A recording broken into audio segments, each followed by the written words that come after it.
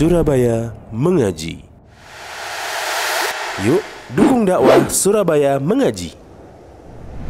Salurkan harta terbaik Anda untuk operasional dakwah.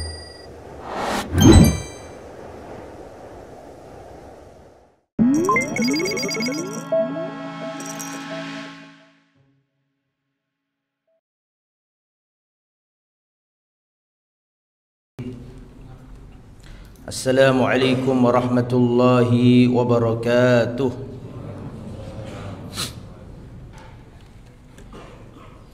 Innal hamdalillah nahmaduhu wa nasta'inuhu wa nastaghfiruh wa na'udzu billahi min shururi anfusina wa min sayyiati a'malina. Man yahdihillahu fala mudilla lahu wa man yudlil fala hadiya lahu. Wa asyhadu an la ilaha illallah wahdahu la syarika lah wa asyhadu anna Muhammadan abduhu wa rasuluh la nabiyya wa la rasula ba'dah. Allahumma salli wa sallim wa barik ala sayyidil mursalin Muhammadin wa ala alihi wa sahbihi wa man sara ala nahjihi ila yaumiddin, amma ba'd. Ikhwatal iman rahimani wa rahimakumullah. Alhamdulillah, segala puji hanya milik Allah Subhanahu wa taala yang menguasai jagat raya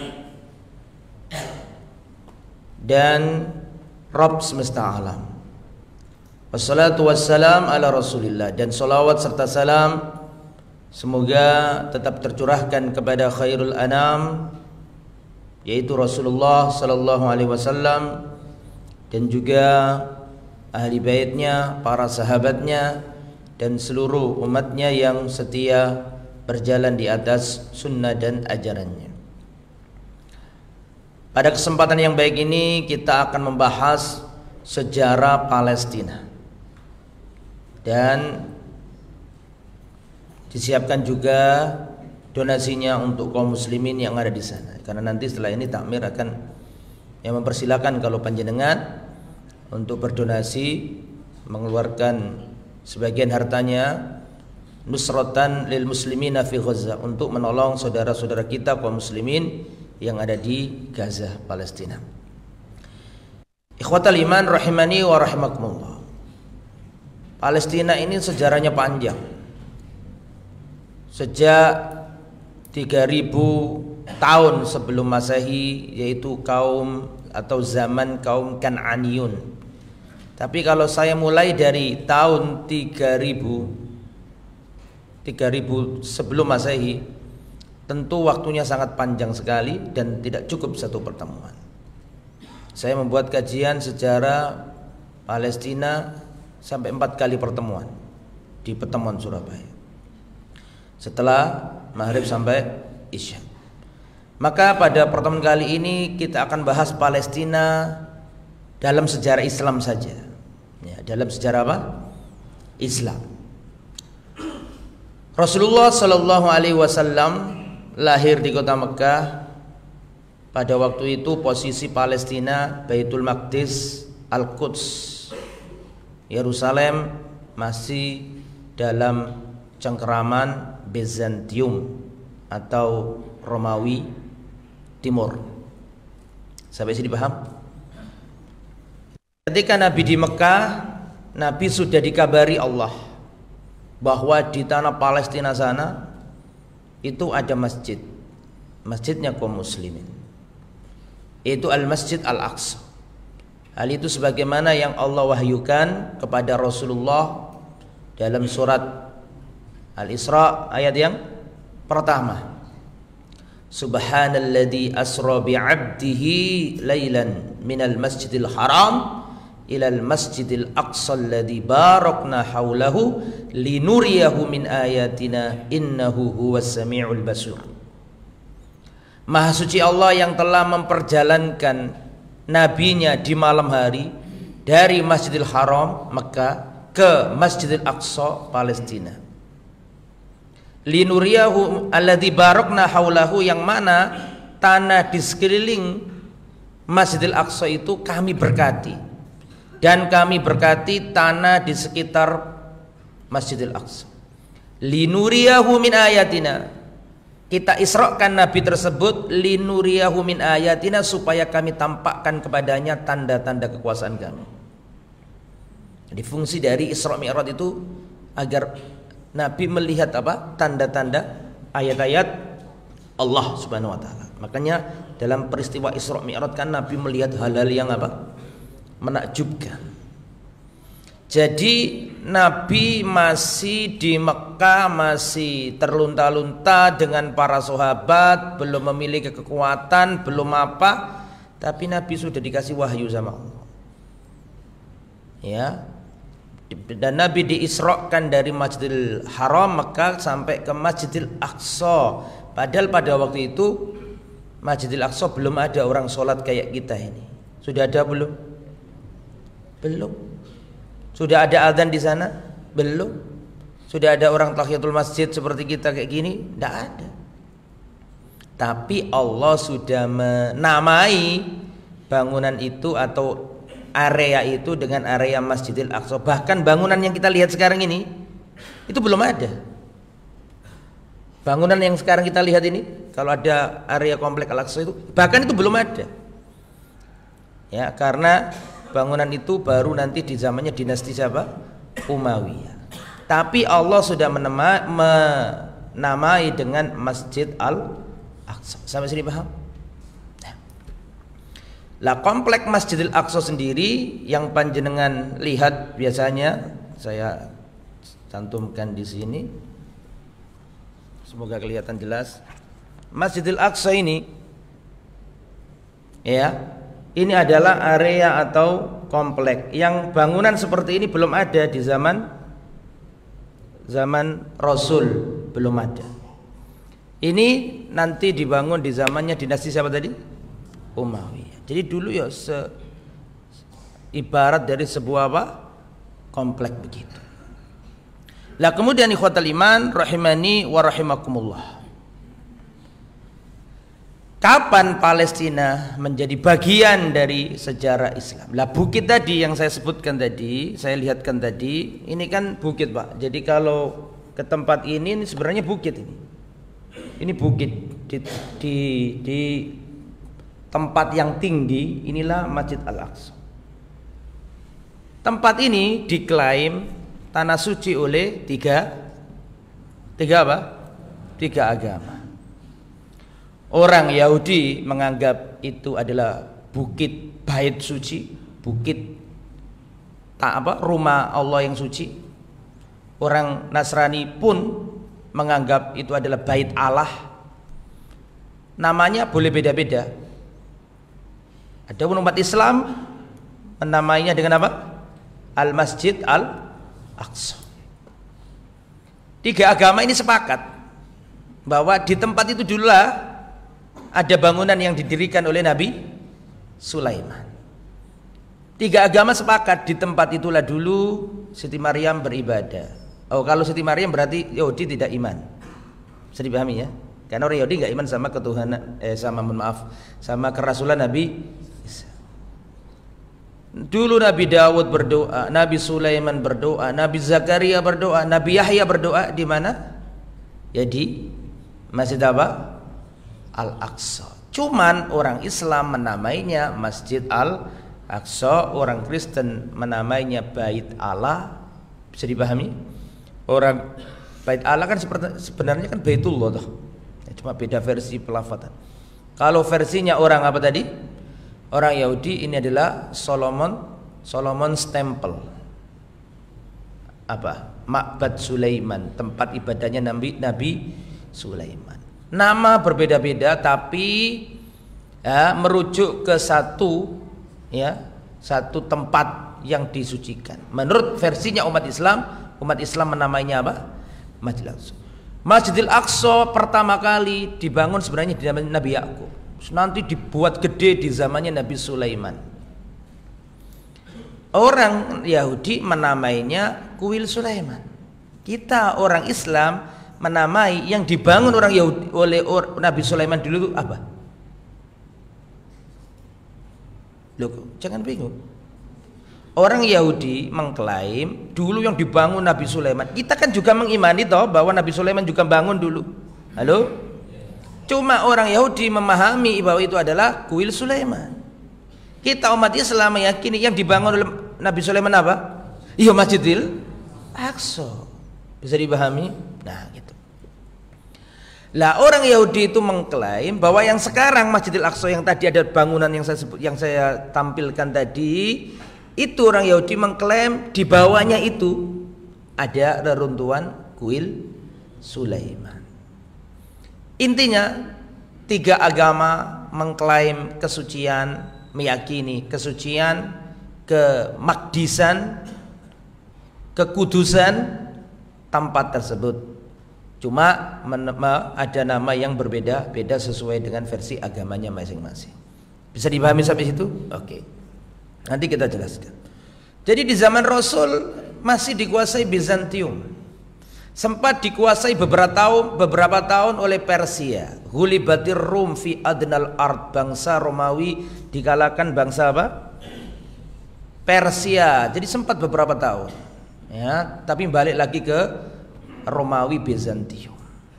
Sampai Rasulullah wafat tahun 632 Masehi atau tahun 11 Hijriah. Catat itu, jangan sampai lupa.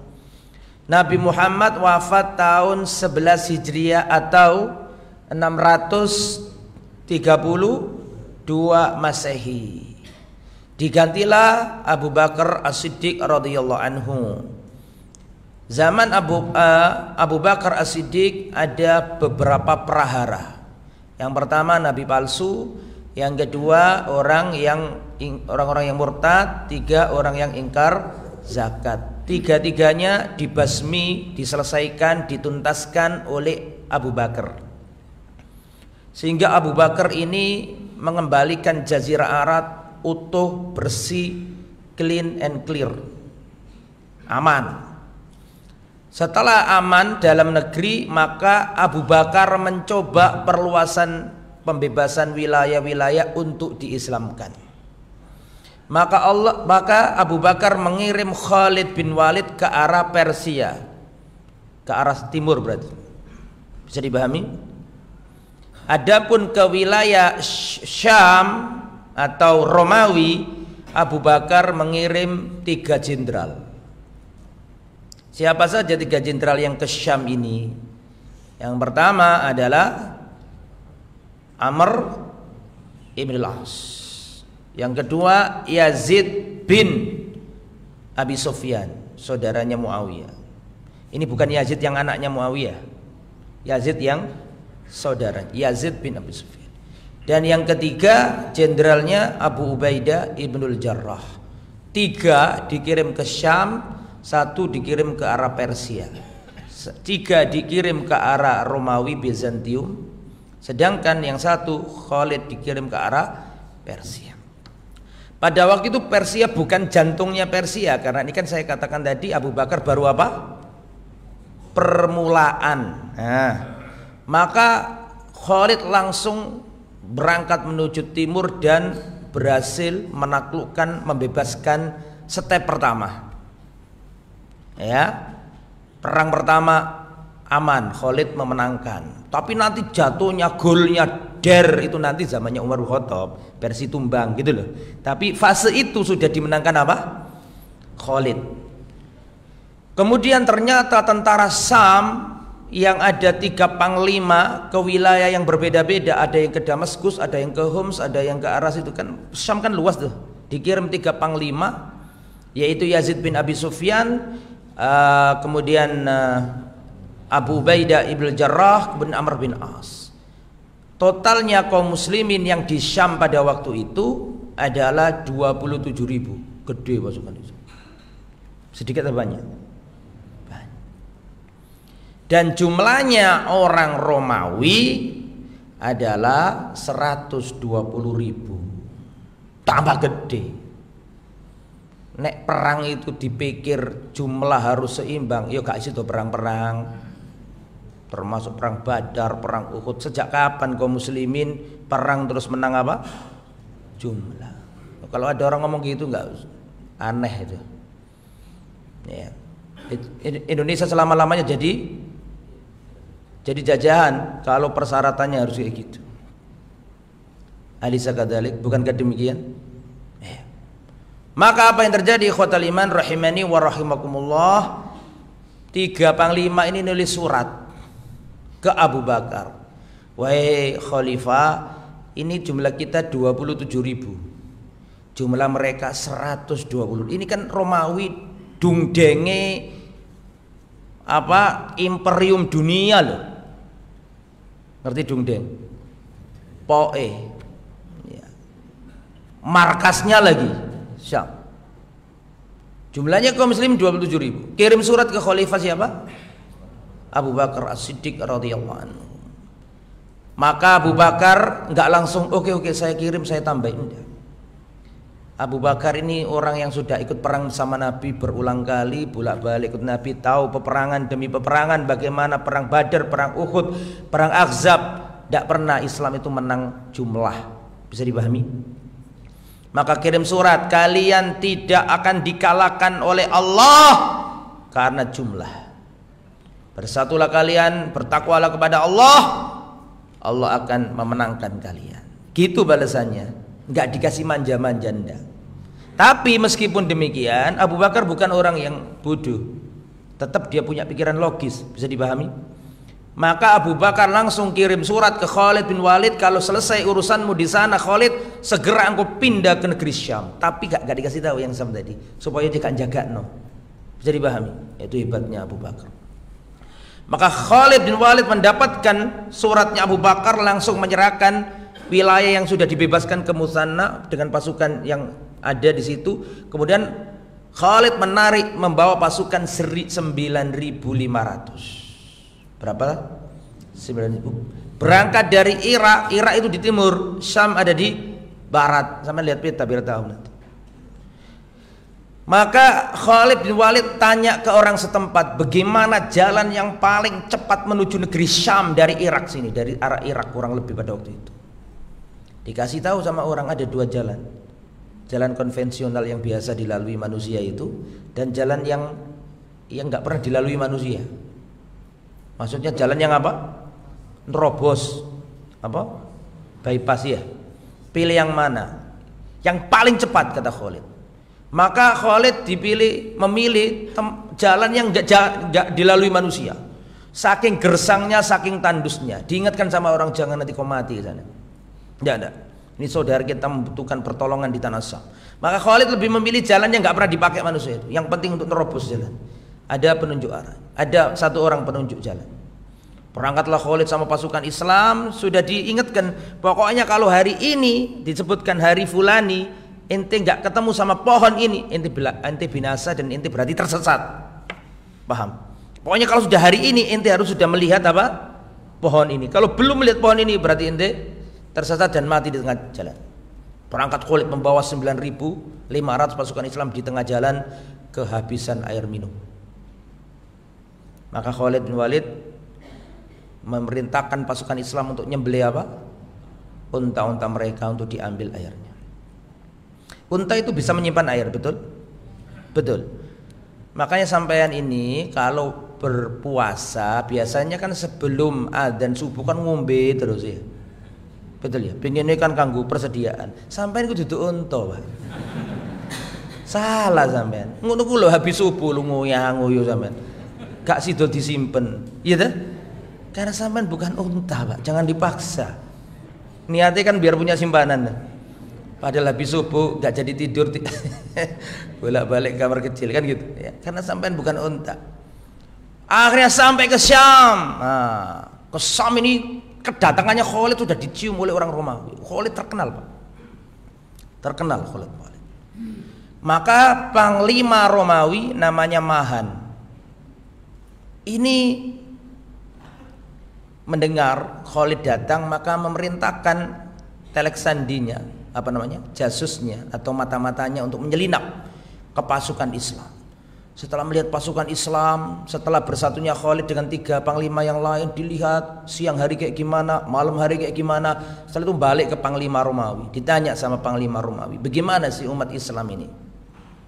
Dikatakan sama mata-mata tersebut. Wallah, aku telah melihat kaum, aku telah melihat suatu kaum, mereka adalah ruhbanul lail. Mereka adalah pendeta-pendeta di malam hari. Khusyuk, sholat, nangis, baca Quran, ruku, sujud, berdoa. Saya melihat kaum ruhbanul lail, ruhbanan fil lail, pendeta-pendeta di malam hari. Wa fursanan fin nahar, dan kesatria-kesatria penunggang kuda di siang hari. Kalau malam khusyuk berdoa, kalau siang mereka giat-giat semangat. Kata Panglima Romawi, kalau yang kamu kabarkan itu benar, niscaya perut bumi lebih baik daripada punggungnya bumi ini. Maksudnya paham kan? Ya, kematian. Perut bumi kan kematian, ditanam. Maka Mahan pengen ketemu Khalid, ketemulah sama Khalid. Terjadi dialog yang melegenda. Ini sudah saya ceritakan di tempat ini 5 tahun yang lalu barangkali, di kitab Hikbah Minat Tarikh. Masih ingat gak? Makanya harus di murojaah, nanti kapan kita kajikan lagi kitab-kitab kayak gini supaya kita tahu sejarahnya. Sampai mana tadi? Panglima ketemu Khalid, betul? Ketemu, ada dialog.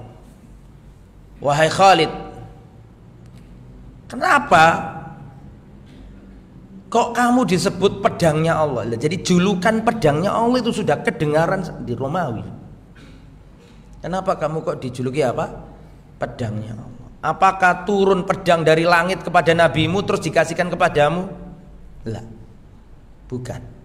Tapi kami adalah kaum yang dulu penyembah berhala, datang seorang nabi mengajak kami bertauhid, pertama kami memusuhinya dan akhirnya kami setia menemaninya dan kami berperang bersamanya. Kemudian apa sih tujuanmu? Orang Arab, kok berangkat ke sini? Kak, aku tahu tujuanmu ke sini, ini tahu, cari makan. Karena di Arab gak ada makan, tandus, gersang, air ndak ada, makan ndak ada, peradaban ndak ada. Kali ini kaum yang terbelakang, nggak punya apa-apa, mau datang ngelawan Romawi, sudahlah nggak usah perang.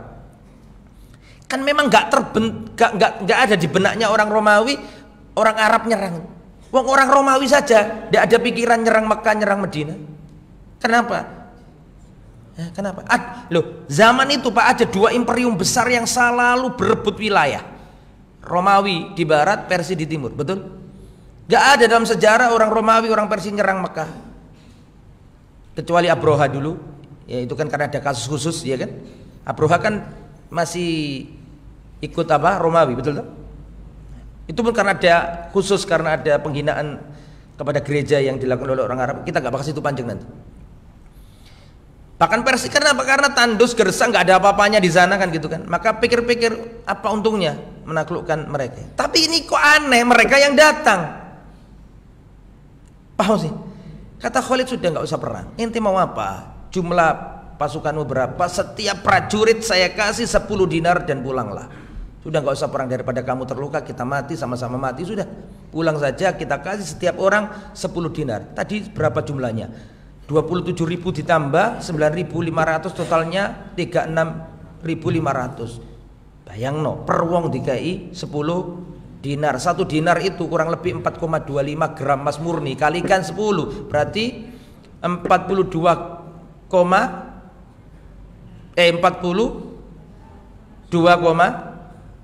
berapa? 1 gramnya kan 4,25, betul? Berarti 42,5, betul? Gram. Kalau dikonversi ke rupiah 1 gramnya 1 juta, berarti per wong oleh piro? 42.500.000, betul? Kalikan berapa orang tadi? Sudah pulanglah, gak usah perang. Maka Khalid berkata, enggak, kau salah wahai panglima. Bukan itu tujuan kami ke sini. Lalu apa tujuanmu ke sini? Bawa rombongan orang-orang gurun ke sini.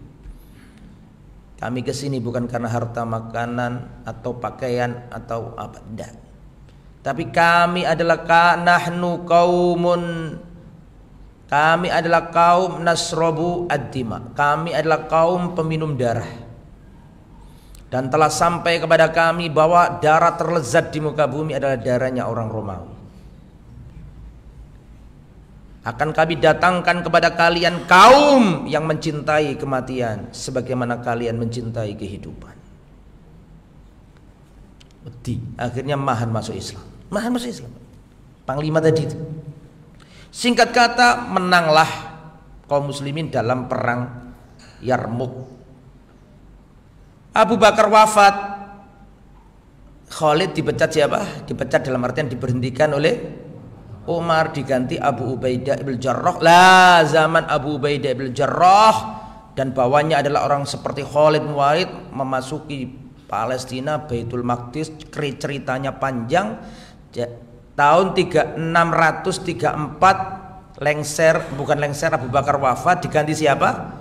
Umar. Sama catat tahunnya. Tahun 634 Masehi Umar jadi khalifah.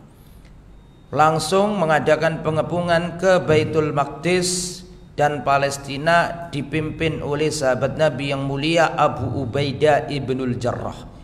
Abu Ubaidah ibnul Jarrah. Dan akhirnya kaum muslimin berhasil membebaskan Baitul Maqdis, tanah Palestina pada tahun 636 Masehi. Jadi tadi kan Rasulullah wafat 632, betul? Diganti Abu Bakar sampai 634, betul? 634 Umar megang kendali kekhalifahan, terus terjadi pembebasan Baitul Maqdis. Ya, yang tadi sudah ada di zamannya siapa tadi? Abu Bakar, cuma disempurnakan lagi di zaman siapa? Umar melalui jenderalnya Abu Ubaidah ibn Jarrah. Maka lepaslah Baitul Maqdis dari cengkraman Romawi. Dan pada waktu itu Kaisar Romawi itu tahu, namanya Heraklius kan, masih hidup Heraklius. Heraklius ini kan yang hampir masuk Islam toh, waktu disurati Nabi itu. Maka ketika pasukan Islam datang, Heraklius sudah tahu bahwa dirinya kalah, sudah tahu. Makanya dia lari ke Konstantinopel, ke Turki kalau sekarang. Sebelum pergi dia berkata, salamun ya Suriya, salamun la liqa'a ba'da. Selamat sampai jumpa. Ya, atau selamat tinggal wahai Suriah. Selamat tinggal yang tidak ada perjumpaan kembali. Tahu tuh. Siapa yang tahu? Kaisar Heraklius. Karena tahu, karena ini dulu tentang sifatnya Nabi, sifatnya sahabat itu ada di Injil. Dia baca itu. Maka dia terasingkan wilayahnya di mana tadi? Konstantinopel. Sam dikuasai kaum muslimin. Lah pada waktu itu Baitul Maqdis, tanah Yerusalem atau Al-Aqsa, ya, itu ada uskup agungnya, ada patriarknya, namanya Sophronius. Nah, Sophronius ini uskup agung, ya. Maka patriark atau uskup agung Sophronius ini mengatakan, kami sedia memberikan kunci Baitul Maqdis dengan syarat khalifahnya harus datang kemana? Ke Palestina. Maka pertama sebagian sahabat mengatakan, sudah Khalid aja pura-pura jadi khalifah, nanti kita tandani. Kata sahabat yang lain jangan, karena mereka tahu siapa Khalid. Akhirnya dikasih surat ke khalifah yang ada di Madinah, dan khalifah Umar bersedia. Berangkatlah khalifah Umar dari mana tadi? Madinah sampai di Baitul Maqdis. Ketemu sama uskup agung namanya siapa tadi? Sophronius tadi. Terjadi penyerahan kunci Baitul Maqdis dan terjadi teken wa'ad Umariyah, perjanjian Umar bin Khattab bahwa ahli kitab orang Nasrani diberi kebebasan, tidak diganggu, tidak dilukai, tidak dijahati oleh umat Islam. Makanya di samping Masjidil Aqsa yang pernah ke sana, di samping Masjidil Aqsa itu ada gereja tersakral di muka bumi, gereja teragung di muka bumi menurut orang Nasrani, namanya gereja makam Kudus, gereja Kiamah, gereja makam Kudus di situ itu. Itu gereja yang tempat petilasannya Nabi Isa menurut mereka sebelum diangkat ke langit, dikuburkan di situ.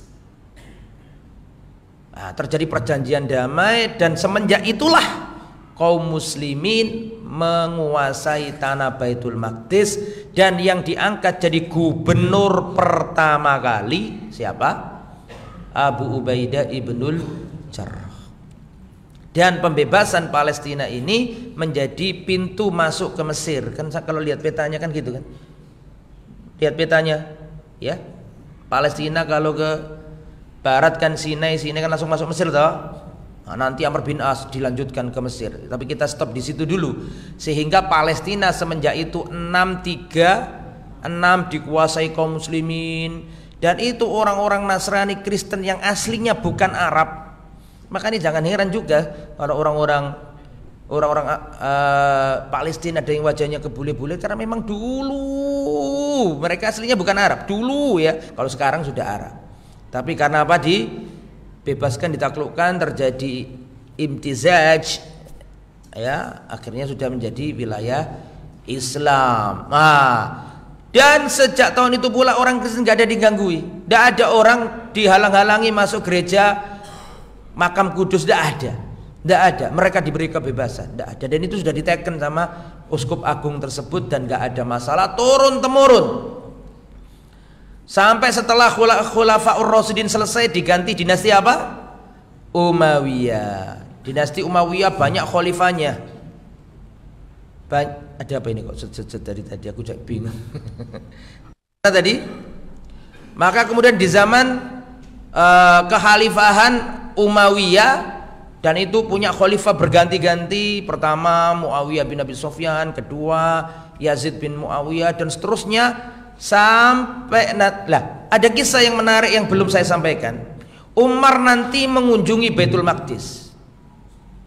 Umar bin Khattab mengunjungi komplek Masjidil Aqsa, dan Umar pengen bangun masjid di situ. Karena itu kan cuma sebuah wilayah, area begitu ya. Belum ada masjidnya yang seperti masjidnya umat Islam, belum ada. Maka Umar bin Khattab masuk ke komplek Masjidil Aqsa.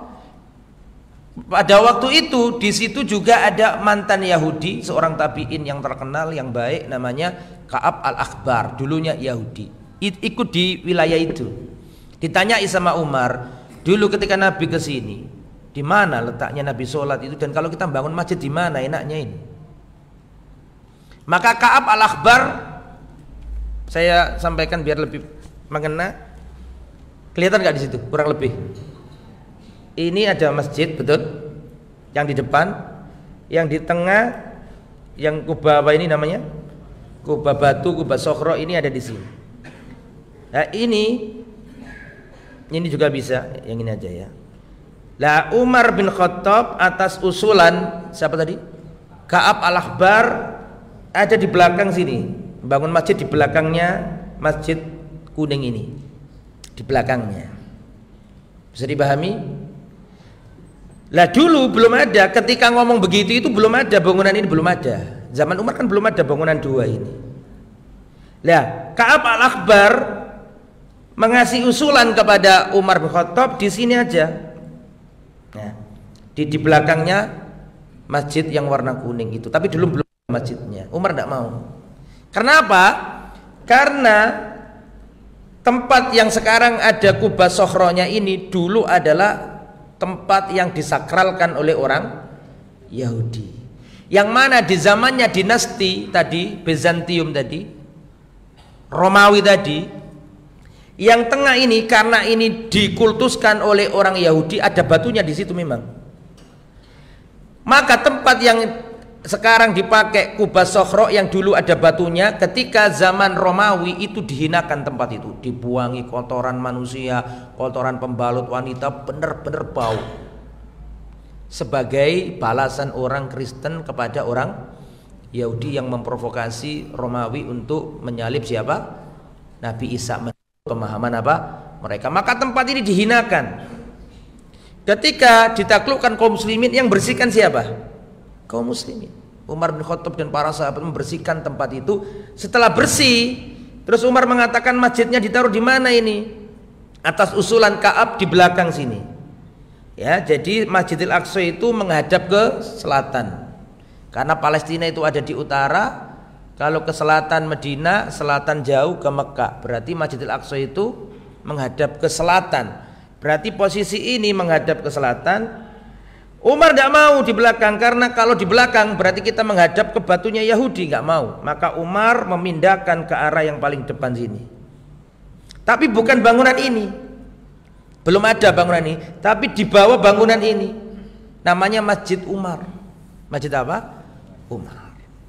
Sehingga akhirnya dibangun masjid di sini.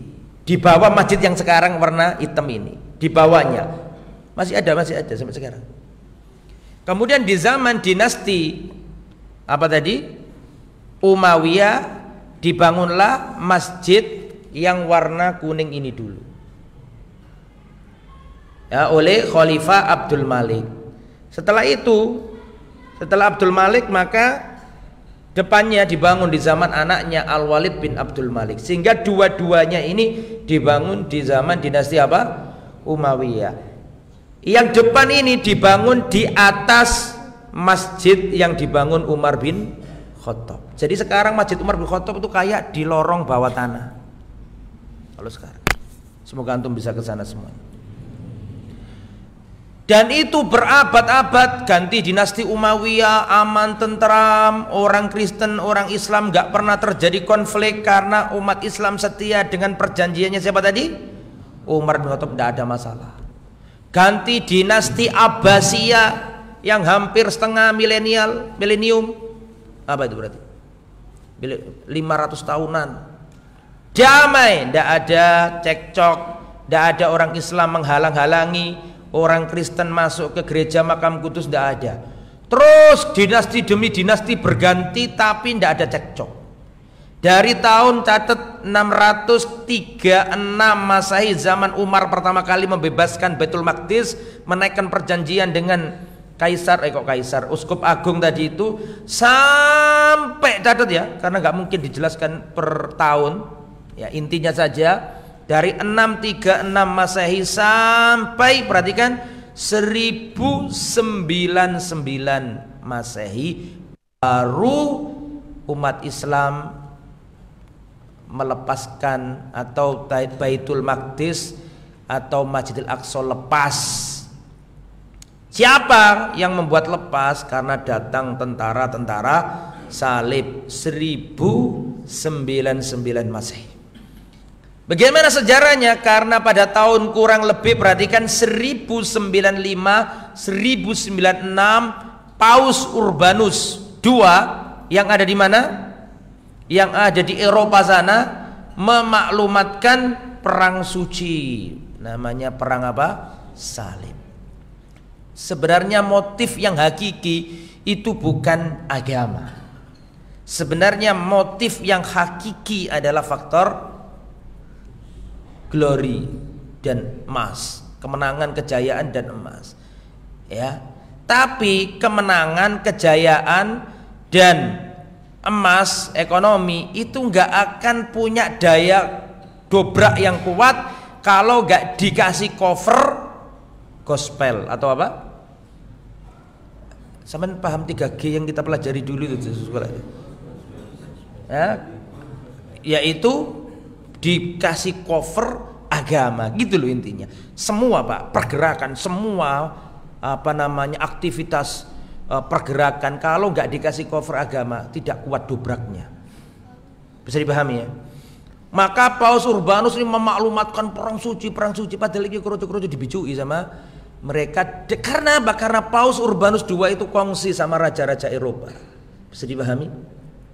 Dan sampai lihat di peta, Palestina ini letaknya tengah-tengah diapit 3 benua. Palestina ini kalau ke timur adalah Asia, betul? Kalau ke utara Eropa, betul? Kalau ke barat selatan yaitu apa? Afrika. Kalau lurus ke selatan Jazirah Arab, tengah-tengah. Makanya jangan heran zaman dulu kala ada dagang ke Syamnya, karena memang di sana itu pusat bertemunya komoditas barang-barang dari semua benua. Barangnya orang Eropa ada di situ, barangnya Afrika di situ, barangnya orang Arab di situ, barangnya orang Cina di situ, barangnya orang Persia ada di situ, kumpul di situ. Maka ini harus bandar besar, ini harus direbut. Semua bangsa-bangsa ingin merebut.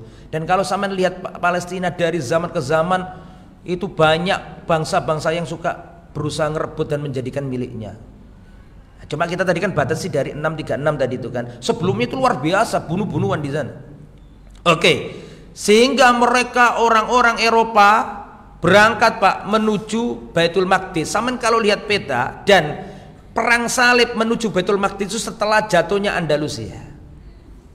Dengan jatuhnya Andalusia itu orang barat merasa dapat angin. Bisa dipahami? Loh, Andalusia yang berabad-abad 800 tahun saja lepas dari Islam berhasil kita kuasai, berarti sekarang waktunya kita gasak yang di timur sana. Bisa dipahami? Karena yang di timur ada dinasti Islam, di barat ada dinasti Islam. Di barat yaitu di Andalusia Spanyol 800 tahun mengakar kuat, amblas. Kemenangan mereka itu memotivasi mereka, oh berarti kita harus nyerang yang timur, yaitu apa? Baitul Maqdis. Bisa dipahami situ. Maka orang-orang Eropa Barat, terus Prancis, Inggris berangkatnya otomatis melalui Turki. Betul? Coba sama lihat peta. Ada yang melalui Laut Mediterania, ya, repotnya gak ngerti geografi, jelas non iki. Ya, nek seneng ya seneng nek. Makanya lewat Turki kan satu daratan tuh. Harus kalau ke Palestina, ke tanah Syam, ke tanah Levan, mau tidak mau harus melalui Turki. Betul. Padahal di Turki tadi masih ada Romawi Timur, Bizantium. Betul apa enggak? Dan beda mazhab. Perang salib itu Kristennya beda dengan Kristen yang kapan lalu para sahabat perang sama Kristen. Itu beda aliran. Bisa dipahami? Perang salib yang akan menaklukkan Baitul Maqdis itu Kristen Barat. Bisa dipahami sampai sini? Otomatis Kristen Barat mau datang ke Baitul Maqdis ketemu sama Kristen Timur yang ada di di Istanbul, yang tempat perlarian siapa tadi? Konstantin. Dan mereka beda mazhab, tukaran Pak, perang Pak. Itu Konstantinopel dijarah habis sama Kristen sama Nasrani atau Romawi Barat. Dijarahi. Makanya dendam banget orang Romawi Timur sama Romawi, bukan maaf. Iya, nyebut agama lain ini ya. Jadi ya, tapi ini sejarah ya. Kita sejarah bukan dalam mencela atau apa, tapi ini sejarah ini. Jadi yang timur tadi itu ketemu sama yang barat. Yang barat ini ambisi, rakus, yang timur dijarahi. Konstantinopel yang dilewati oleh mereka dihancurkan, dijarahi, di macam-macam Pak. Makanya benci sampai sekarang Pak. Sampai sekarang nggak cocok dua aliran ini. Ya. NATO sama Rusia nggak cocok.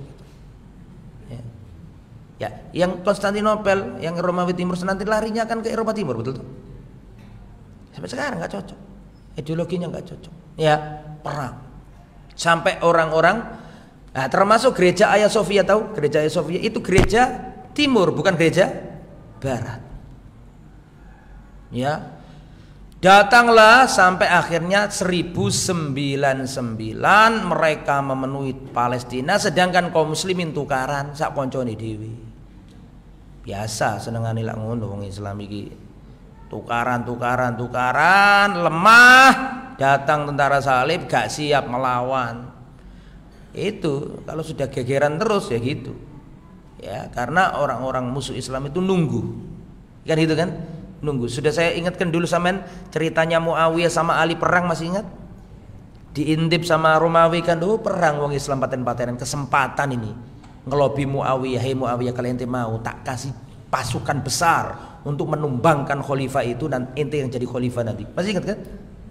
Apakah Muawiyah? Wah tepak ini cocok. Enggak, Muawiyah enggak mau. Itu menunjukkan mereka dulu itu pertikaian di antara mereka itu bukan karena apa? Ambisi, tapi karena kondisi yang. Kembali ke materi, akhirnya tumbang Pak. Itu dalam sejarah sama mencatat Pak. Bukan sejarah diingat-ingat, itu dalam sejarah itu dikatakan sampai Baitul Maqdis, Masjidil Aqsa itu banjir apa? Banjir darah. Wah, darah di mana tidak ada belas kasihan. Tidak ada rahmah orang-orang Eropa Barat tadi itu. Ya, karena itu mereka itu waktu di Eropanya para begundal, para geng, para bandit-bandit itu. Serius. Tapi diprovokasi oleh Paus dan mengatakan akan ada pengampunan. Di sana adalah tanah Yesus, kan gitu kan? Tanah asli milik umat. Dikasih motivasi apa? Agama, sehingga orang termotivasi dan daya dobraknya lebih tinggi daripada ekonomi, kan gitu. Aslinya ekonomi. Akhirnya apa yang terjadi? Ikhwatal iman rahimani wa rahimakumullah, lepas dari tangan kaum muslimin tahun 1099 Masehi, dari 636. Berapa abad itu? Ya, nggak usah dihitung, pokoknya intinya tahulah. Panjang, betul toh? Wah, umat Islam lalai, Pak. Palestina dikuasai tentara salib di mana-mana. Tidak hanya Baitul Maqdis, ya termasuk Akka, Haifa, Gaza, kabeh dikuasai mereka. Tentara salib. Ya, akhirnya umat Islam dibantai, orang Yahudi pun dibantai. Orang Yahudi dibantai, orang Islam dibantai. Terus ada perlawanan, sultan ini kalah, sultan ini maju, kalah, sultan ini maju, kalah, sultan demi sultan, sampai tahun 1187 Sultan Salahuddin Al-Ayyubi. 1187 Sultan Salahuddin Al-Ayyubi berhasil merebut kembali Baitul Maqdis dalam perang yang sangat dahsyat. Sampai harus tahu perang apa ini. Perang apa jenis? Halo, perang apa? Hittin. Tidak boleh lupa orang. Dulu para sahabat Nabi itu diajari, para tabiin diajari ayah-ayah mereka. Kami diajari oleh ayah-ayah kami peperangan Rasulullah seperti kami diajari oleh ayah-ayah kami surat Qul Huwallahu Ahad, surat-surat Al-Quran. Dulu gitu. Anak kecil diajari dulu perang Badar, perang Uhud, diajarkan. Makanya generasinya kuat-kuat. Yang sekarang ini tidak tahu, karena bapaknya juga nggak tahu. Nah, ini harus tahu. Dulu itu peperangan diriwayatkan, Pak, maghazinya Nabi. Dulu kami diajari maghazinya Rasulullah, peperangan Rasulullah seperti kami diajari surat-surat dalam Al-Quran. Sebagaimana ngajari Qul Huwallahu Ahad, anak juga harus diajari perang Badar kayak gimana.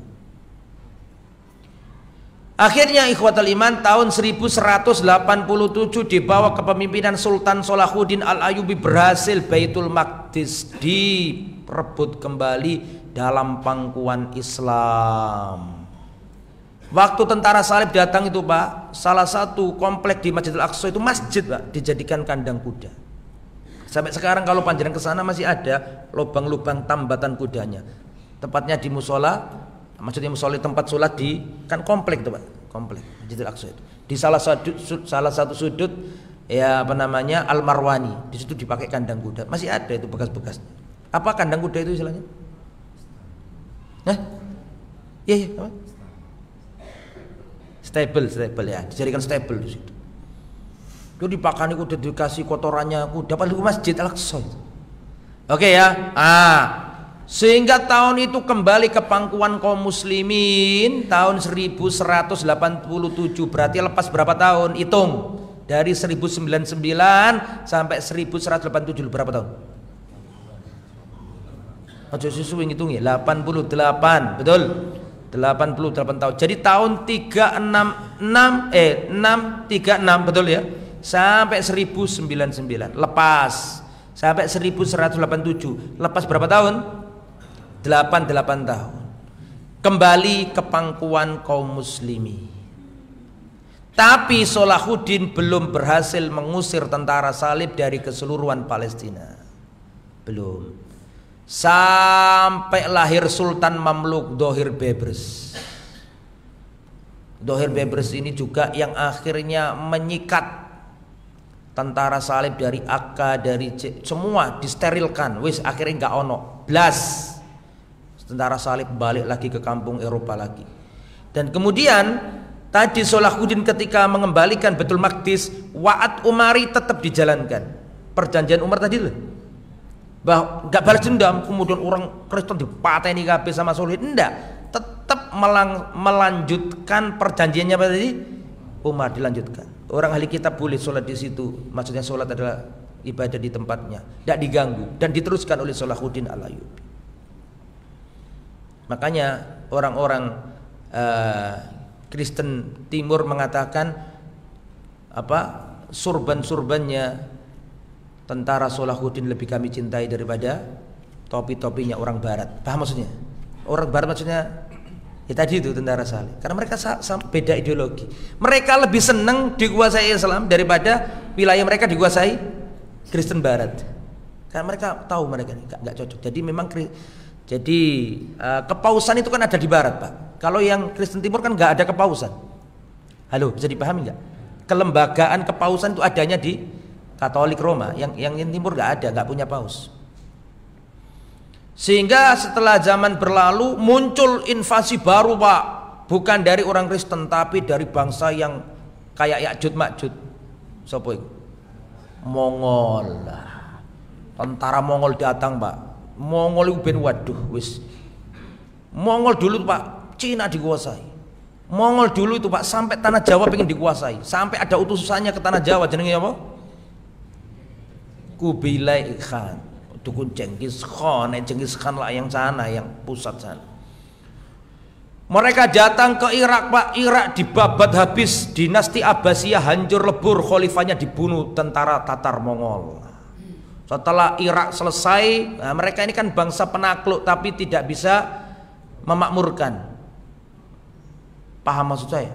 Buku-buku berharga, warisan Islam dibabat habis, dibakar, dilempar ke sungai, wes pokoknya wong dipateni rata dengan tanah. Sampai Baghdad itu banjir darah. Setelah dari Baghdad mereka ke Arab, Syam. Ke arah Syam. Itu benteng terakhir umat Islam itu. Itu kalau Syam jebol entek udah. Tapi ada Sultan Mamluk. Sultan Mamluk itu setelah Ayyubiyah. Ayyubiyah selesai, zamannya Salahuddin Sulasaggede, ganti dinasti baru Mamlukiyah. Lah Mamlukiyah ini berhasil menumbangkan tentara Mongol. Ya, itulah di zaman itulah Syekhul Islam hadir di situ. Dan Syekhul Islam ikut hadir perang bersama tentara Tatar atau Mongol, ya. Dan berhasil, Pak, kaum muslimin menghalau tentara apa tadi? Mongol itu. Sehingga steril Palestina dikuasai kaum muslimin, dibawa kendali dinasti Mamlukiyah. Dinasti Mamlukiyah etnisnya tidak Arab, etnisnya secara rasnya itu pimpinannya bukan Arab. Bahkan Salahuddin Al-Ayyubi itu bukan Arab, Pak, Kurdi, Pak. Tapi bisa ngomong Arab, bahasa Arab iya, tapi suku aslinya dia dari apa? Kurdi.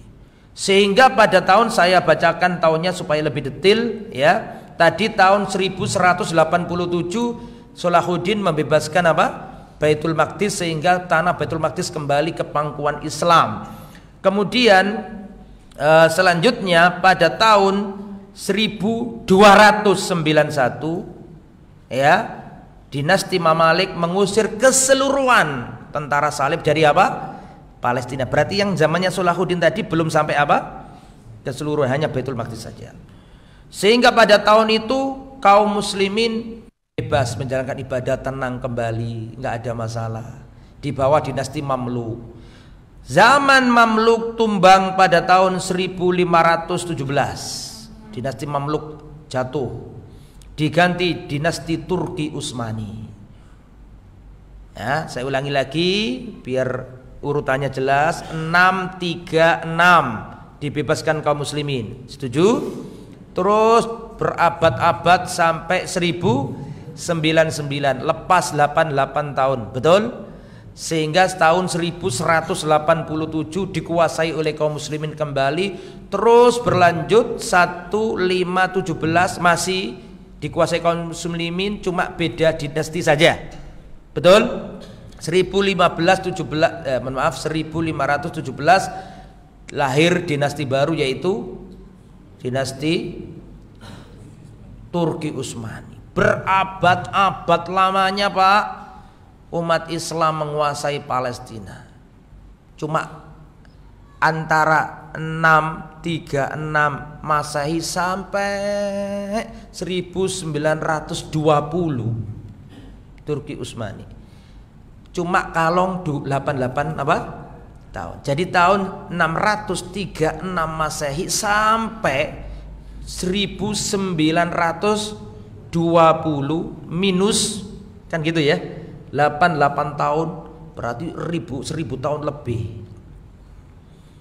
Sampai pada awal-awal tahun 1900-an belasan terjadi perang dunia. Perang dunia pertama. Ya, bloknya Jerman, Itali, betul? Dan Turki Utsmani ikut blok itu. Baik sing garai kalau blok-blokan ini. Orang kafir sing perang kok. Turki Utsmani ikut bloknya Jerman, ikut bloknya Itali. Jerman siapa pemimpinnya? Hitler. Itali pimpinannya siapa? Benito Mussolini, kalau Italia itu fasis, kalau Jerman itu apa? Nazi. Oh podo ganas kok.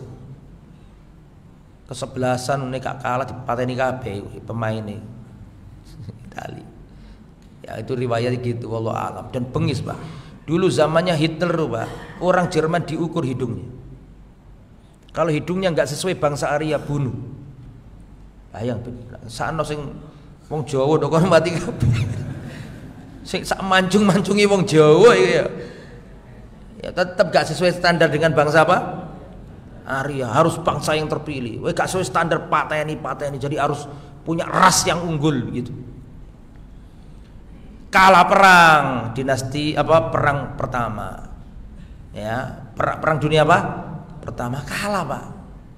Dan sebelum itu tahun 1917 ya ada perjanjian kesepakatan. Jadi tahun 1800-an ya Pak, ada gerakan politik namanya Pak Zionism, Sohyuni bahasa Arabnya. Mereka ini gerakan politik yang ingin mendirikan negara Yahudi karena orang Yahudi ketempong sono ketempong sini nggak jelas, diusir Italia, diusir Austria, diusir Polandia, semua negara-negara Eropa nggak ono sing seneng karo bangsa itu Yahudi ini. Maka para pemikir-pemikir mereka, orang-orang kaya-kaya bersatu gimana caranya kita membuat negara Yahudi. Maka dicetuslah, didirikan gerakan politik Zionisme oleh tokoh pelopornya jenenge sapa? Theodor Herzl. Ini mereka melihat yang menguasai dunia pada waktu itu negara mana sih? Inggris. Yang banyak anak jajahannya itu kan Inggris. Makanya apa? Zionis ngerti ini yang paling cocok kita kerjasamanya sama yang pemenangnya. Maka mereka melobi Inggris. Di lobi-lobi mereka main duit bangkir-bangkir bandit-bandit ini Pak. Dan yang menguasai negara Inggris bisa disogok, betul? Dan orang Yahudi menguasai bank dimainkan lobi-lobi Yahudi Pak. Ya, akhirnya terjadilah perjanjian apa? Balfour. Pada tahun 1917 yang intinya Inggris akan membantu gerakan Zionis membuat negara khusus bagi orang Yahudi. Dan kebetulan itu terlaksana karena Turki Utsmani ikut blok yang kalah perang. Konsekuensi dari blok-blok yang kalah, konsekuensi dari negara yang di blok yang kalah, otomatis anak jajahannya kan lepas karena kalah perang. Bisa dipahami nggak? Sedangkan blok satunya perang dunia pertama, blok satunya adalah Inggris, Perancis. Maka jajahan-jajahan Jerman yang ada di Afrika diambili sama Perancis. Dan jajahan-jajahannya, bukan jajahan, wilayah-wilayahnya Turki Utsmani diambili, dibuat bancaan, dibuat rebutan oleh Perancis dan Inggris. Halo, ini nyambung gak ini? Suriah itu kan dulu wilayahnya Turki Utsmani, betul? Diambil sama Perancis. Lebanon kan wilayahnya Turki Utsmani, dicaplok sama Perancis. Lah Palestina dicaplok Inggris karena Inggris sudah minat dengan tempat itu karena sebelumnya sudah ada kong kali kong sama gerakan Zionis. Halus sudah jelas jelentreannya. Maka tahun 1920 kekuasaannya Turki Utsmani lepas untuk Palestina. Ini yang menyebabkan kefatalan itu terjadi. Maka 1920-an secara resmi Palestina dalam genggaman Inggris. Ya ini Pak, akhirnya perjanjian dengan Yahudi dijalankan. Orang-orang Eropa yang Yahudi kulit putih itu suruh berangkat semuanya, mumpung dikuasai Inggris. Bisa dipahami? Terjadi hijrah besar-besar. Pertama kali nggak mau mereka hijrah. Lalu sini untuk negara-negara Eropa kok suruh hijrah. Dan mereka itu vampir nggak mungkin ketemu vampir. Sing disesep gak ono. Paham nggak? Ya ada. Tapi memang program protokol Zionis harus dijalankan. Ya, terus mereka hijrah geden-gedenan dan Inggris memang niatnya memberikan tanah Palestina kemana? Ke bangsa temannya babi dan kera itu. Akhirnya apa yang terjadi? Khotal iman disetelkan sama Inggris. Tepak-tepak nu kabeh, kasih senjata, kasih tank, kasih meriam, kasih senjata. dibangun oleh Inggris, orang-orang pengungsi yang dulu, sama lihat itu videonya kan ada tuh apa fotonya, mereka datang dulu dari Eropa kurus-kurus, jelek-jelek, cengkring-cengkring, Pak. Tidak punya apa-apa. Karena di sana kan dimusuhi, betul toh? Hijrah, dikasih tempat sama apa? Inggris, bahkan dikasih jabatan A, jabatan B, orang-orang Yahudi dikasih pos-pos penting. Terus bergulir tahun 1935, ulama Islam yang terkenal Izzuddin Al-Qassam rahimahullah memaklumatkan jihad fisabilillah melawan apa? Inggris, dan terus bergulir peperangan demi peperangan dan akhirnya beliau gugur, Pak. Nah, siapa tadi ulamanya? Syekh Izzuddin Al-Qassam, ulama penegak tauhid beliau itu, salafi beliau itu. Kemudian kebetulan pada tahun 1940-an terjadi genosida besar-besaran, kurang lebih 1941-an terjadi genosida besar-besaran di Jerman. Yang dilakukan siapa? Atau di Austria. Yang dilakukan siapa?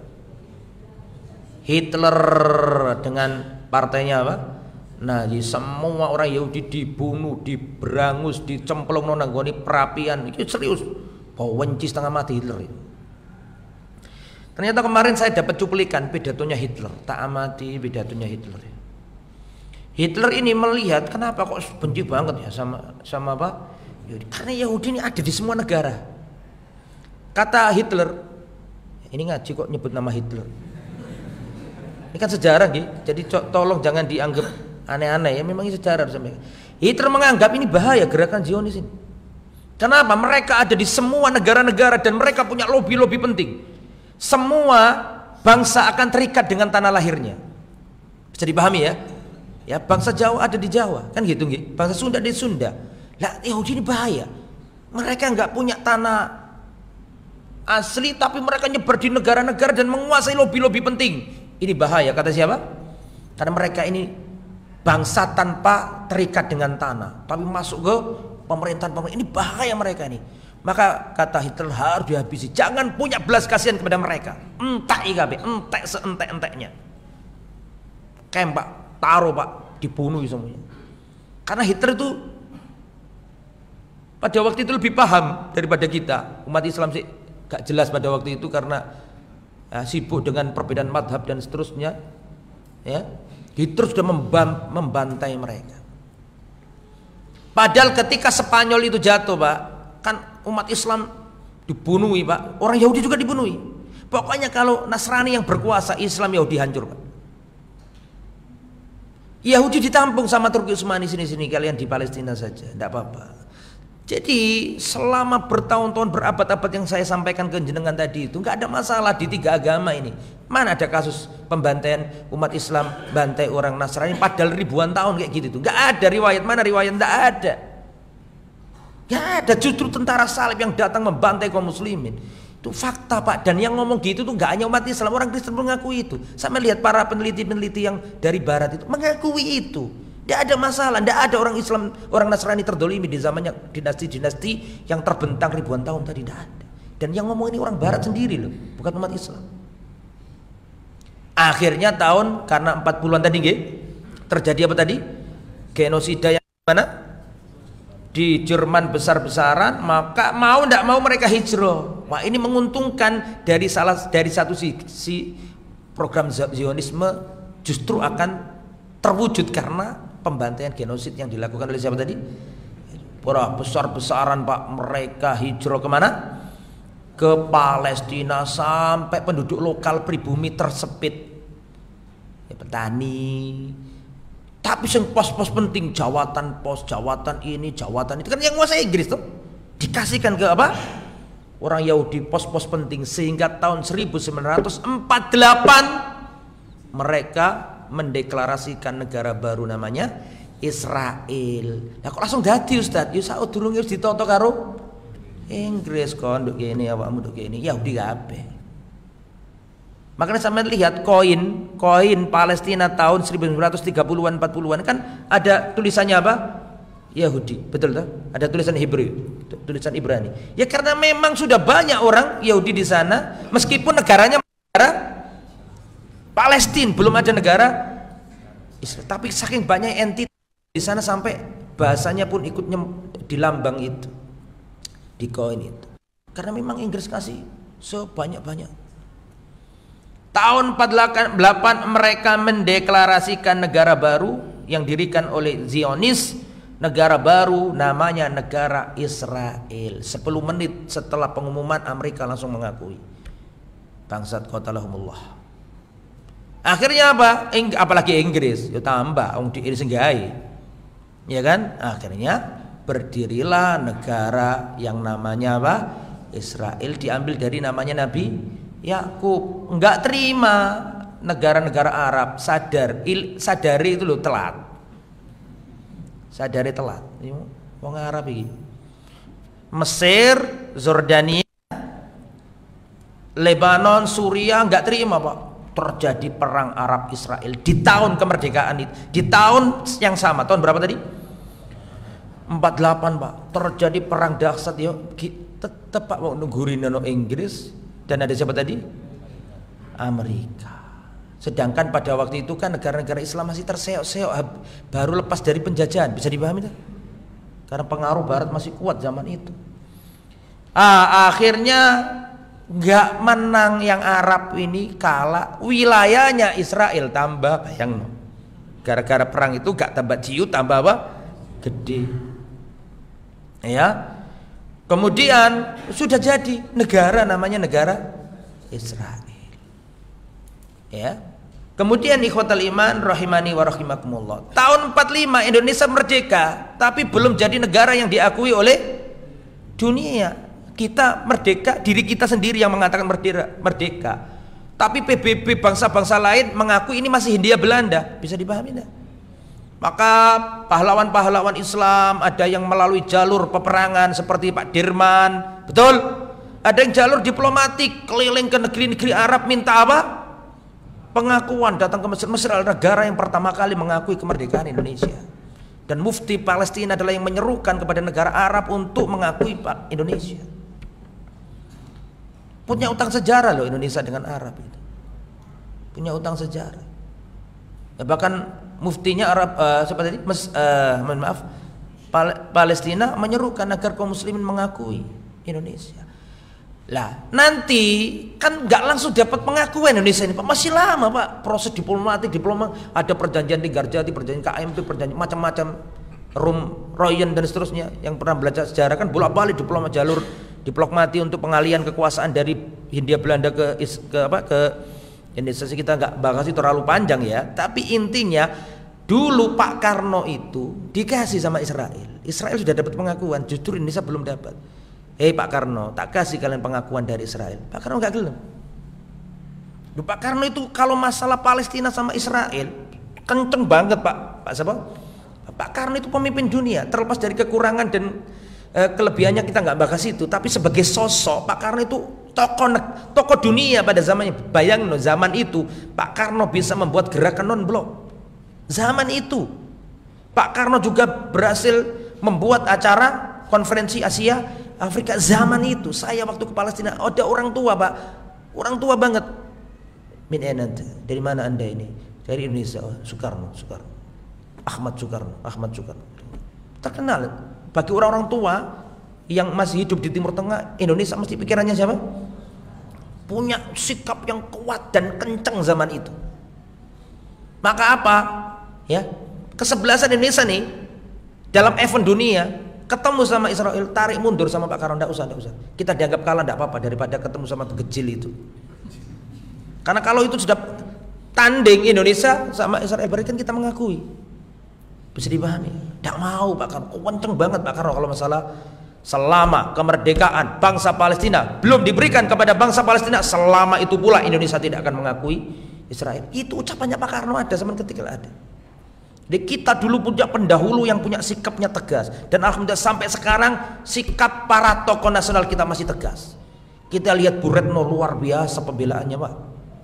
Saya termasuk yang apa ya, yang masalah ini tak baca bener itu. Bu Retno otomatis juga mungkin Pak Bu Retno melaku kalau nggak diperintahkan Pak Jokowi. Sikapnya tegas, Pak, dan itu diakui dunia. Kita alhamdulillah beruntung. Bahkan itu ada di mukadimah pembukaan Undang-Undang Dasar kita, betul. Bahwa penjajahan di atas muka bumi harus aku dulu itu Undang-Undang P4 itu hafal, Pak. Serius. Sejak zaman Pak Harto aku diundang di cerdas cermat dulu itu. Saiki lali kabeh. Dulu hafal kabeh aku. Ya. Sampai ending kok iso rono iki. Ini sabar ya, ini edisi agak panjang dikit ya. Kita tuntaskan sampai tahun 2003. Ini kan masih tahun berapa tadi? 48. Ya, biar jalan treani biar tahu sampai. Tahun 1958 berdirilah Gerakan Fatah, Harakatut Tahrir Al-Watani Al-Filastini, gerakan pembebasan Gerakan Pembebasan Nasional Palestina. Gerakan Pembebasan Nasional Palestina. Maksudnya ingin merdekakan diri. Gerakan Fatah ini didirikan oleh Yasir Arafat, terkenal. Waktu saya kecil, ya lihat Dunia Dalam Berita mesti lihat fotonya dia pakai surban itu di kofia itu kan, Yasir Arafat. Sampai saya punya teman akrab jenenge Yasir Arafat. Soalnya bapak Ibn mungkin yo ngefans jangan Arafat. Ya jenenge Yasir Arafat, koncoku, konco dulinan. Nah, tahun berapa tadi? 1958 berdiri harokah namanya Gerakan Fatah, didirikan oleh diantaranya adalah siapa? Yasir Arafat. Ya, Gerakan Fatah ini tujuannya membebaskan tanah Palestina dan punya negara sendiri, negara apa? Palestina. Tapi mereka nasional, sekuler, maksudnya bukan agama, tujuannya bukan agama, pokoknya membebaskan gitu aja. Agamanya Islam mereka, cuman ruh gerakannya, ideologinya bukan ideologi apa? Islam. Pokoknya merdeka buat negara nasional gitu. Bisa dipahami nggih? Terus mohon maaf tadi ada yang kelewat. Tahun 48 terjadi perang Arab Israel tadi itu. Itu Zordania berhasil merebut Baitul Maqdis. Jadi 48 itu Baitul Maqdis di bawah kekuasaan Zordania. Sampai kalau lihat peta, Pak, ya Allah, Pak, Zordania itu sama Baitul Maqdis deket banget. Dari border naik bis lu cuma berapa itu? 45 menit atau berapa? Deket banget, Pak. Sampai kalau lihat peta, Zordania sama Baitul Maqdis itu deket banget. Makanya kalaupun seandainya ditaklukkan ya wajar saja, cuma belok dikit gini petanya. Bisa dipahami ya? Lah 48 sampai kapan, Ustaz? Ini dalam sejarah Masjidil Aqsa masa tersingkat Baitul Maqdis di bawah genggaman suatu dinasti, yaitu dinasti atau negara Zordania. Cuma dari 48 ke 67. Padahal tadi kan ada yang ratusan tahun, ada yang ganti dinasti ratusan tahun. Nah, ini Zordania sempat menguasai tahun berapa tadi? 48 sampai 67. Berapa tahun ini? Berapa? 19 tahun dikuasai Zordania. Terus tahun 67 terjadi perang Arab Israel. Perang lagi, Pak. Tahun berapa tadi? 67. Perang Arab Israel. Ini disebut perang 6 hari. Terkenal. Sama ketik aja perang 6 hari muncul cerita ini. Ya, Al-Harab Sittata Ayyam, 6 hari. Perang ini melibatkan Arab, yaitu Mesir, Zordania, Suriah melawan Israel. Terjadi pada tanggal 5 sampai 10 Juni 67. Ini malah Zionis berhasil mencaplok Baitul Maqdis. Jadi yang tadi dikuasai apa? Zordania, maka Baitul Maqdis, ingat ya, Baitul Maqdis sejak 67 lepas dari umat Islam, dari Zordania, diambil alih oleh Israel. Dan Gaza dikuasai Israel, dan daratan Sinai daratan Sinai atau apa? Gurun Sinai. Sampai lihat Sinai, tahu nggak Sinai? Sinai itu wilayah Mesir yang ada di Asia. Halo? Sinai itu semenanjung Sinai itu wilayahnya Mesir yang ada di Asia. Jadi saya sampaikan ke panjenengan, Mesir itu Pak negara Afrika, betul? Tapi ada wilayahnya yang di sebelah timurnya terusan Suez itu ikut benua apa? Sampai nyambung tak gak dijak ngomong ini, ya.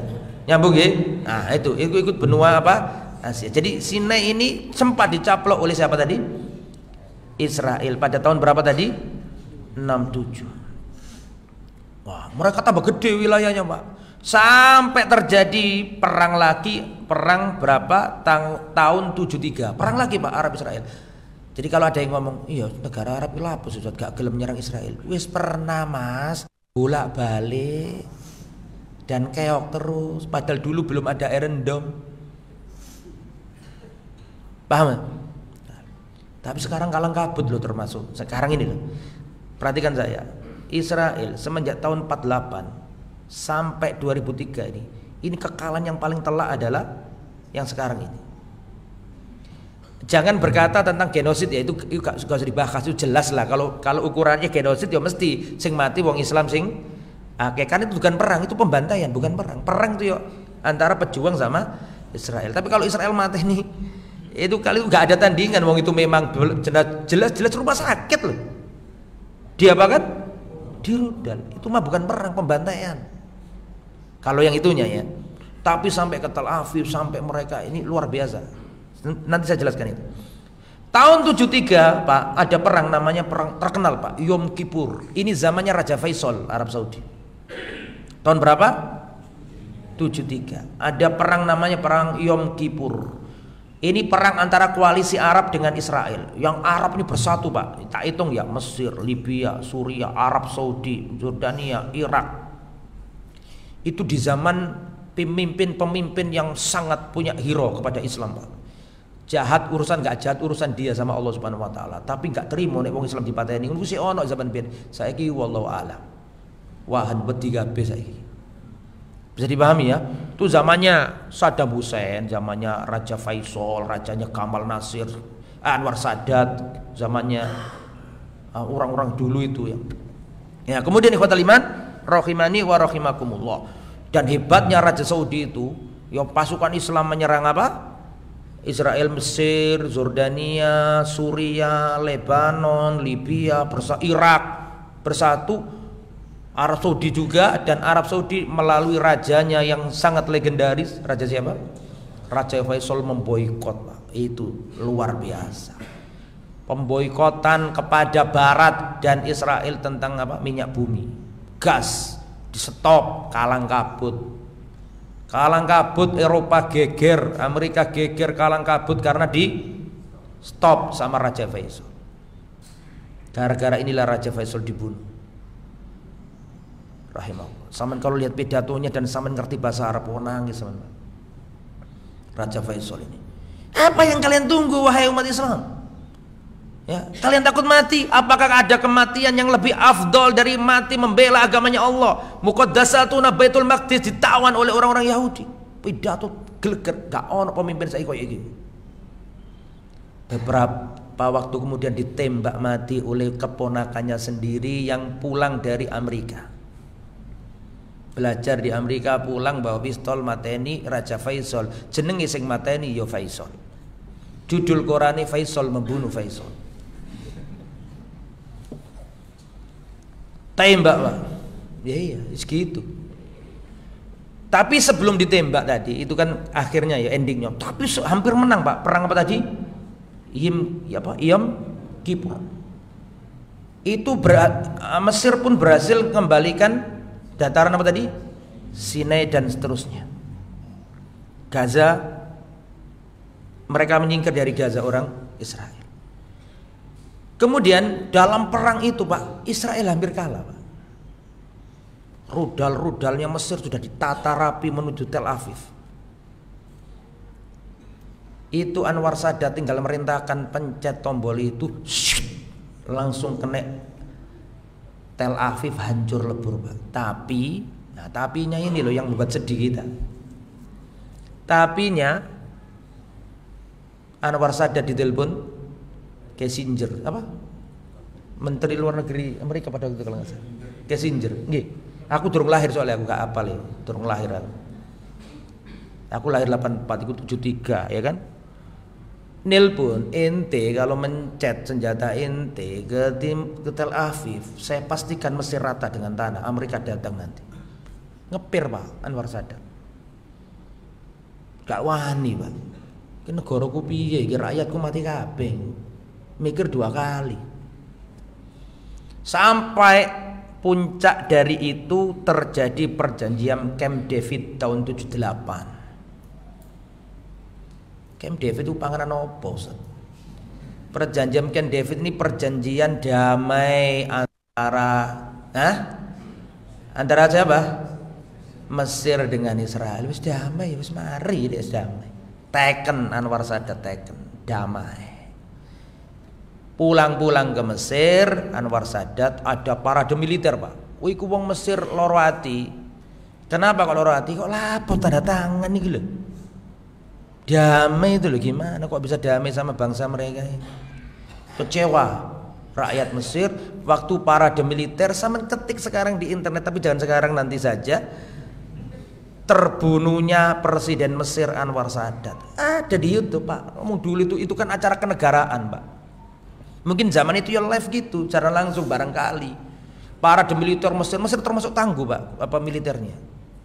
Waktu parade militer, tepuk tangan meriah, ada atraksi. Satu tentara Mesir membawa senjata, Pak, ke depan, ke podiumnya atau ke tribun apa sih, tempat duduknya para podium, bukan podium juga, podium lah, itu tempat duduknya para pejabat-pejabat teras Mesir itu, Pak. Datang tentara, atraksi ke depan membawa senjata. Dikira atraksi, Pak. Yuk tepuk tangan. Ternyata ini tentara ini menodongkan senjata ke Anwar Sadat. Disaksikan ribuan mata yang melihat. Dar. Mati di tempat. Anwar Sadat dibunuh tentaranya sendiri karena dianggap menjual Mesir karena teken apa tadi? Camp David.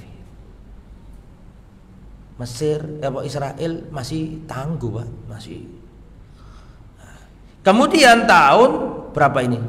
Wah, ini pencaplokan demi pencaplokan, wilayah Palestina semakin nyusut, menyedihkan, Pak. Jadi wilayahnya semakin kecil, tambah gak ketok sampean. Ya, wilayah Palestina. Sampai tahun 87, perhatikan, tahun 87 berdirilah perlawanan baru. Yang tadi yang 58 tadi ya. 58 tadi kan Fatah. Fatah itu yang Yasir Arafat yang sekarang otoritas Palestina, yang sekarang Mahmud Abbas itu. Mahmud Abbas presiden Palestina, la yamutu wa la yahya. Waruwadeh, enggak jelas itu. Nah, sekarang ini apa? Muncul gerakan baru tahun 1987.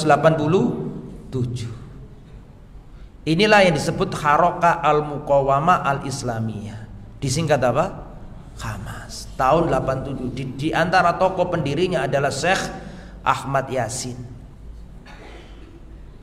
Syekh Ahmad Yasin, makanya politik itu berubah, politik itu dinamis. Pada waktu itu Ahmad Yasin sama pemerintahan Saudi itu akrab, Pak. Sama lihat videonya atau apa namanya? Ya di YouTube ada kok. Pertemuan beliau sama Raja Abdullah, sama Raja Fahad. Ya, sama raja-raja Arab Saudi. Karena masih itu belum ada masalah. Ya, politik kan dinamis, berubah-ubah. Ya, makanya masalah sudah terkait sama politik, ojo teman-teman belo ini belo itu. Karena politik itu apa? Dinamis. Pada waktu saya Yasin diundang ke Arab Saudi, disokong, Pak, sama pemerintah Saudi. Ya. Saya Yasin mendirikan pergerakan perlawanan rahimahullah, semoga Allah merahmati beliau. Beliau itu maslul, tahu maslul? Stroke, gak bisa apa-apa kecuali ngomong tak begini, Pak. Gak bisa apa-apa, tapi sanggup menggerakkan anak-anak Palestina. Ya, dan Syekh Fauzan ketika datang kematian beliau mengatakan, ya, semoga Allah menerima kesahidannya. Ya, memang afiliasinya memang ke Ikhwanul Muslimin. Nah, mas ini amanat ilmiah harus disampaikan, ya, Ikhwanul Muslimin. Cuman mereka ini kan di negeri yang memang negerinya negeri apa? Perang gitu loh. Jadi kemudian ada hal-hal yang harus kita perhatikan gitu. Perhatikan. Didirikanlah Hamas. Bedanya Hamas sama Fatah, Hamas ini niatnya mendirikan negara Islam, tidak kompromi dengan Israel. Kalau Fatah tadi membuat win-win solution, apa ini? Bagi dua negara, double state, ya kan? Ya, Israel yono, Palestina yono, itu Fatah. Nek Hamas ndak. Nek Hamas itu apa? Masih Israel lari kabeh, harus keluar dari tanah Palestina. Ini miliknya Palestina. Itu kalau Hamas. Jadi memang beda visi dan misi antara Fatah yang tadi 58 dengan apa ini? Hamas yang 87. Makanya kalau ada yang ngomong ini gara-gara perlawanan yang itu tadi namanya, akhirnya ngamuk Israel, ini nggak tahu sejarah orang ngomong kayak gitu. Israel dari dulu kata Hamas belum lahir ya sudah begitu, itu nyaplok, nyerang itu biasa. Ya. Jadi jangan mau membawa kasus sekarang ini pada 7 Oktober, Pak. Itu media barat yang selalu gembor-gemborkan ini. Ini penjajahan sejak tahun 48. Kekejian ini tidak sekarang saja, terulang dari tahun 48. Maka mereka selalu memberi tasawur di media-media bahwa ini adalah karena 7 Oktober. Lah, jangan mau dibawa ke 7 Oktober karena ini permulaannya bukan 7 Oktober. Ini permulaannya tahun berapa? 48. Makanya kita kadang-kadang sebagian teman ini ada yang lucu kok, heran aku sama teman-teman ini. Sebagian itu. Jangan mau di framing, kok ikut Barat? Barat itu memframing bahwa kejadian ini dulu itu damai, dulu gak ada apa-apa, dulu saling aman. Sejak ada 7 Oktober terjadi kejadian ini. Loh ya apa? Ini bukan 7 Oktober. Sekarang loh, bahkan orang Barat, remaja-remaja baru tahu kalau konflik ini bermula 48. Dulu gak ada yang tahu loh. Halo? Bisa dipahami nggak? Dulu gak ada yang tahu, tapi dengan kejadian ini hikmahnya mereka tahu, bahkan orang Barat, bahkan orang bule-bule sekarang mulai tahu bahwa kejadian ini ternyata sudah ada akarnya tahun berapa? 48. Akhirnya ikhwatal iman rahimani wa rahimakumullah, 87 lahirlah gerakan baru. Gak ada double state, gak ada pada waktu itu. Kemudian terjadilah intifada yang pertama, Pak, tahun 87 sampai 93. Intifada gerakan perlawanan. Ya. Nah, sekarang wilayahnya Palestina mengecil di 2 tempat, Pak. Perhatikan baik-baik. Banyak orang tidak paham gitu ya. Oke. Maka hijrah itu solusi, bener Mas. Hijrah itu solusi. Oke, anggaplah itu bener, oke bener. Tapi kalau ngomong sekarang ini, ngomong hijrah, ini Anda tidak melihat realita yang terjadi, karena realitanya sekarang bangsa Gaza itu diapakan? Diblokade, gak bisa keluar, gak bisa metu, mau dijaga tentara. Kemudian ikhwatal iman, pecah tahun berapa tadi? Intifada, gerakan perlawanan 87 sampai 93, baik di tepi barat, jadi ada Gaza, ada tepi barat, Pak. Tepi barat ini campur baur karo apa? Karo Israel. Tepi barat ini sekarang punya otoritas, yaitu PLO, betul, PLO. Tetapi mereka ini dalam kontrol apa? Israel. Siapa yang pernah ke Yerusalem, ke Hebron akan tahu itu. Memang ini miliknya Palestina, ada, tapi ya koyon duduk Palestina, karena di pos-pos ada blokade, di situ ada apa namanya markas atau penjagaan Israel di mana-mana. Jadi tepi barat itu bukan, meskipun itu wilayahnya Palestina, tapi hakikatnya Palestina yang terjajah, tidak kuasa atas dirinya sendiri. Ya itulah yang ada Mahmud Abbas di situ itu. Ghafarallahu lahu wa rahimahullah wa hafizahullah, dan semoga Allah menolongnya. Sedangkan yang di Gaza ini memang cilik, Pak, tapi murni miliknya Palestina. Sampai kalau ke tepi barat biasa orang Palestina, orang apa, orang tentara Israel rono ini rono blokade ini, ketemu arek cilik sekolah ya cekel di penjara, biasa tepi barat. Tapi Gaza sebelum perang ini berkecamuk, enggak ada tentara Israel nongol Gaza, Pak, enggak wani, Pak. Murni miliknya apa? Palestina. Itu bedanya Palestina yang ada di Gaza yang dikuasai Hamas dengan Palestina di tepi barat yang dikuasai PLO. Enggak ada senjata masuk ke tepi barat, sudah dikontrol CCTV, semuanya ada di situ. Apa? Enggak ada tentara, enggak ada senjata masuk, sudah enggak bisa apa-apa, sudah dikunci yang tepi barat itu, enggak bisa ngapa-ngapain. Bisa dipahami ya. Sedangkan di Gaza ini yang nggak bisa ditaklukkan oleh siapa? Meskipun kecil. Oke. Kemudian ikhwatal iman rahimani wa rahimakumullah, tahun 94. Ya, 94 ini Palestina yang ada di Gaza dan ada di tepi barat mengadakan pemilu. Pemilu pertama Palestina, pemilu pertama Palestina. Dan pada tahun 96 pemilu tersebut, di tahun 96 mohon maaf, menetapkan Yasir Arafat sebagai presiden Palestina. Yasir Arafat, PLO, yang menguasai Gaza, yang menguasai tepi barat West Bank. Saya kalau berkata tepi barat, jangan ada di pikiran jenengan itu lebih barat daripada Gaza. Tepi barat itu nggak di barat, jenengin tok apa? West Bank tepi barat. Tapi kalau lihat peta Palestina, justru tepi barat itu ada di timur, Gaza yang ada di barat. Kemudian ikhwatal iman dikit lagi, sabar ya, saya percepat. Kemudian tadi yang jadi presiden siapa? Yasser Arafat 96. Pada tahun 2000 terjadi pecah intifada yang kedua. Intifada pertama tadi kan 87 sampai 9 berapa tadi? Ya, itu perlawanan bergejolak Pak, bunuh-bunuhan luar biasa Pak, orang Islam banyak mati Pak itu Pak. Gaza sama tepi barat. Itu intifada pertama. Terjadi intifada yang kedua yaitu tahun 2000 Pak. Pecah intifada kedua, perang luar biasa, gede-gede perlawanan Pak. Pada waktu itu ini dalam negeri, bukan orang Arab lain, orang Arab luar tidak ikut ini, intern dalam Palestina itu tadi. Tahun 2000 terjadi intifada yang kedua, itu dipicu karena Ariel Sharon Al-Halik yang binasa itu. Ariel Sharon itu Pak loro suwene tahun-tahunan nduk bayang. Tahu Anda? Betul. Jadi di rumah sakit ngene sampai bertahun-tahun sampai kayak tengkorak hidup. Sampean ketik di internet banyak. Ariel Sharon ini kejamnya luar biasa, mateni arek-arek cilik Palestina luar biasa. Dia ini yang datang ke Masjidil Aqsa, masuk ke situ Pak. Umat Islam nggak terima, terjadi intifada yang kedua. Terus tahun 2005 Yasser Arafat wafat. Ini wafatnya Yasser Arafat juga kemungkinan besar ini ada apa? Konspirasi, dibunuh beliau itu. Karena nggak nurut. Yasser Arafat itu meskipun yang diperjuangkan itu bukan seperti Hamas, tapi dia nggak mau dieluk-eluk, nggak mau dia. Tegak lurus dia.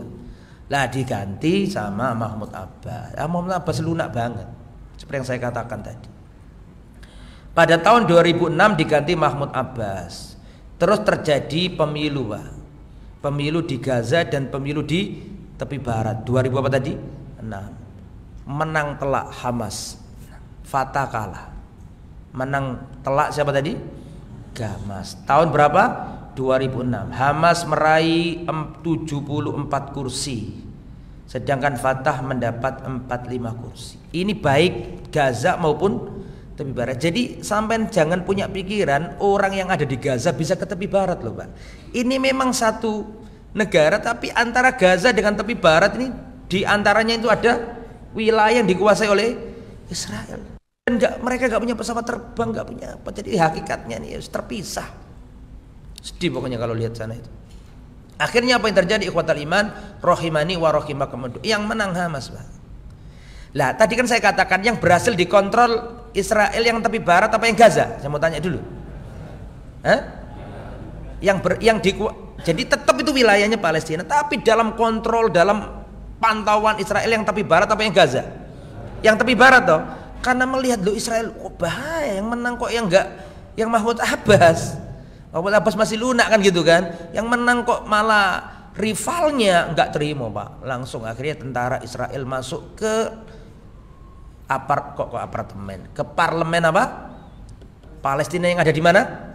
Tepi barat. Yang menang Hamas tadi diambil, dipaksa, dijebloskan ke penjara.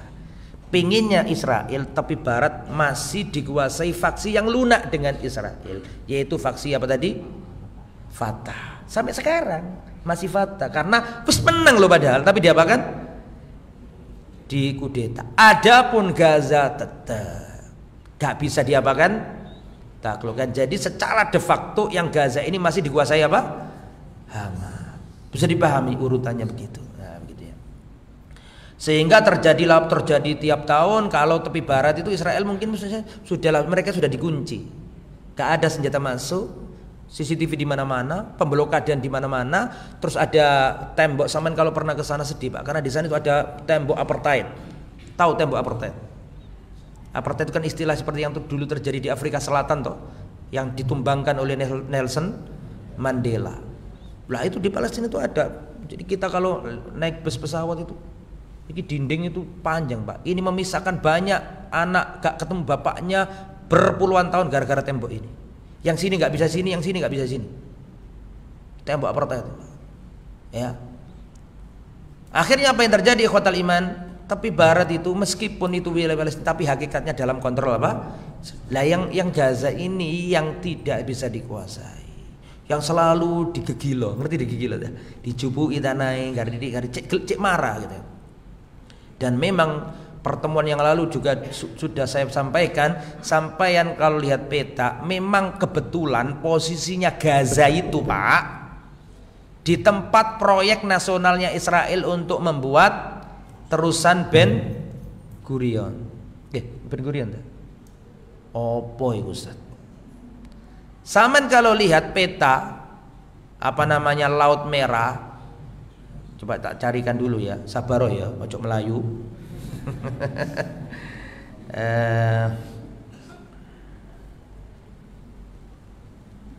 Sebentar carikan.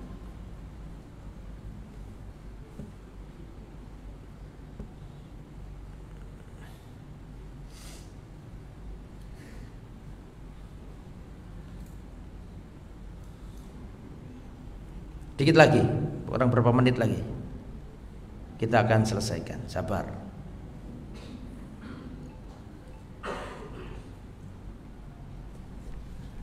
Lihat peta Laut Merah, aslinya warnanya nggak merah Pak, warnanya tetap biru ya. Ini kelihatan ya. Ini kan ada di atasnya nyekeh, ngerti nyekeh, kayak ketapel gitu Pak. Ini yang barat, ini kekuasaannya Mesir Pak. Ini namanya ada terusan. Ini yang ini kan ada terusan, namanya terusan apa? Suez. Yang barat, yang sebelah kiri dari sampaian sebelah kiri kan tuh. Yang sebelah kiri, nah ini kan Laut Merah nih. Ini Laut Mediterania. Betul? Lah terusan Suez ini menggabungkan antara Laut Merah dengan Laut Mediterania, dan itu kapal-kapal Eropa memangkas pembiayaan yang sangat murah dengan itu. Maksudnya biayanya lebih murah. Coba sampean bayang no dulu sebelum ada terusan Suez Pak, itu kapal-kapal Eropa kalau ke Nusantara itu ngerek, ngerti ngerek ya, muter ke benua Afrika ndaneo berapa butuh bahan bakar itu. Maka mereka langsung membuat di sini nih terusan. Lah terusan Suez ini kan dalam kekuasaan Mesir, betul? Lah Israel mau membuat terusan baru di sini. Nah, ini namanya Teluk Aqabah. Saya pernah ke Teluk Aqabah sini naik kapal. Lah di Teluk Aqabah sini ini mereka mau menyudet ke arah utara. Halo, ibu-ibu ketok tak kok. Lah utara di sinilah Gaza Pak. Di sinilah Gaza. Kenapa ambisi nasionalnya Israel pengen membuat terusan baru? Itu secara ekonomi sangat apa? Menguntungkan. Nanti kapal-kapal Eropa datang semuanya ke Israel Pak. Secara pembiayaan, secara pemasukan negara luar biasa. Lah proyek itu mau ndak mau nabrak petanya apa? Gaza. Gaza itu mau ndak mau, program mereka itu mau singkirkan Gaza. Sengaja diborbar. Itu terjadi 7 Oktober, tidak terjadi 7 Oktober, itu sudah menjadi rule map mereka untuk menghancurkan Gaza, untuk diadakan apa tadi? Tapi kita nggak usah takut, tugas kita kembali kepada agama kita, ya, kemudian mendidik umat, kita doakan yang baik-baik kepada kaum muslimin yang ada di Palestina. Jadi itu ya secara umum apa yang terjadi di Palestina. Kita doakan ya, Hamas punya apa namanya didirikan, dan mereka sebagian diri mereka ke Ikhwan Muslimin. Mereka punya, para ulama Salafi punya kritikan terhadap Hamas. Itu nggak bisa dinafikan. Itu jelas, itu clear kalau masalah itu. Cuman sekarang ini kondisinya adalah kondisi apa? Perang. Perang antara Islam dengan Yahudi. Saya mau tanya jenengan, tolong dijawab pertanyaan saya ini. Dulu ketika Rasulullah SAW hidup, Rasulullah sezaman dengan perang dahsyat antara Imperium Romawi dan Imperium Persia. Halo, sampai sini paham? Rasulullah sempat sezaman dengan peperangan dahsyat antara Romawi dan Persia. Ada ayatnya, ghulibatir Rum fi adnal ard. Bangsa Romawi dikalahkan bangsa Persia. Itu Rasul dan para sahabat lebih berharap agar Romawi yang menang. Halo, sampai sini paham? Rasulullah berharap Romawi yang menang. Saya mau tanya sampean, pada waktu itu agamanya Romawi itu apa? Kristen. Mereka punya keyakinan Allah punya anak dan mereka menyembah Yesus. Dan Allah murka sampai-sampai dikatakan dalam Al-Quran hampir-hampir langit runtuh dan hampir pecah, dan hampir-hampir apa? Bumi ini terpecah, terbelah ketika mereka mengatakan Allah punya anak. Ya kan, Allah murka kepada mereka. Tapi meskipun demikian, ketika Romawi melawan Persia yang menyembah berhala, menyembah api, Nabi dan para sahabat menunjukkan pengharapannya lebih menang apa? Roma. Padahal mereka ini menjadikan Allah punya anak. Bisa dipahami? Dan sekarang kita melihat peperangan ini, tapi Hamas manhajnya nggak salafi, wis ngerti mas, iku sudah diomongno iya. Deal sudah, kalau usah diomongno iku diomongno meneh. Iki saiki iki perang, bisa dipahami. Perang antara Hamas yang maksudnya faksi perlawanan namanya Hamas dan juga yang lain juga, Fatah juga ikut semuanya ini. Cuma yang paling kelihatan kan apa? Nah, ini perang sudah menjadi realita. In syi'ta wa in abaita, kamu setuju, kamu nggak setuju, ini perang sudah terjadi. Sing siji wong Yahudi, sing siji wong Islam. Terserah monggo kon milih sopo. Iki sudah terjadi. Kecuali belum terjadi, ini sudah terjadi paten-patenan. Maka loyal kita tidak boleh tertukar. Saelek-elek saudara muslim anggaplah elek, dia wong Islam, harus sampean belu, harus sampean bentah. Jangan sampai statement-statementmu itu justru menguntungkan pihak Yahudi. Nyata loh Pak, jelas, bahkan di Timur Tengah itu banyak sebagian ceramahnya masyayikh, ceramahnya syekh yang dalam hal ini kurang tepat itu diputar di TV Israel. Ya, karena terjadi, ini sudah terjadi. Makanya lihat Syekh Khomis, kemudian Syekh Qazar, Syekh Masyhur, jelas ini peperangan antara Islam dengan kafir. Orang Romawi yang jelas-jelas mengakui Allah punya anak saja, Nabi masih berharap mereka yang menang. Lah ini orang masih syahadat, masih sujud membaca Subhana Rabbiyal A'la. Dia ini masih kiblatnya sama, Al-Qur'annya sama, mereka banyak menghafal Quran. Apakah tidak berhak mendapatkan loyalitas kita sebagai seorang muslim? Ini perkara badahiyah, perkara yang jelas wele-wele, kecuali dianggap samar oleh sebagian orang. Bisa dipahami? Makanya semoga kita doakan yang baik-baik. Ya Allah, tolonglah mereka, kokohkanlah kaki-kaki mereka, jangan tergelincir, kuatkanlah akidah mereka. Lebih baik mana nanti mengutuk sama mendoakan?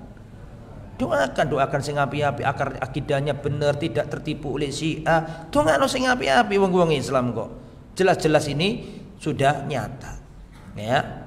Wallahu a'lam bishawab. Ada seorang dai, Riyad Bajri, mengatakan, tak sebut jenenge gak apa-apa.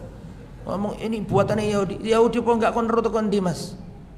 Ya masih gelap gulita dan sudah disampaikan ke mas saya, jangan membicarakan sesuatu yang enggak jelas.